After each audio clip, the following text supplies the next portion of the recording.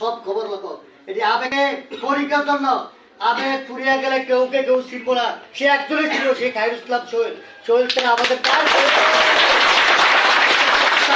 আজকে আমাদের এক নেতায় বক্তব্য দিয়ে বলছে কে কোথার থেকে এসেছে, আর সিঁড়ি কোথার থেকে এসেছে আমরা সেটা জানি। তোলের সাথে বড় বেমারি করছে, সে ধানের শিশুর সাথে বেমারি করা পারে নির্বাচন করতে, সেটাও আমরা দেখেছি। কিন্তু আমাদেরকে সে বোকা সরকে বুঝ দিয়ে না।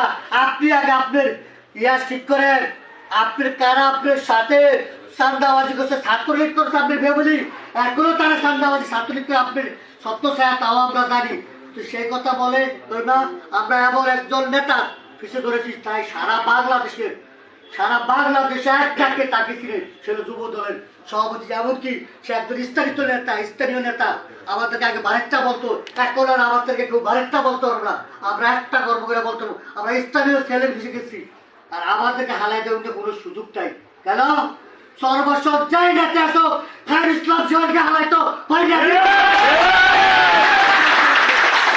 কথা বলে আমি 27 তারিখ 28 তারিখে আমরা কেউ রিসেছি না।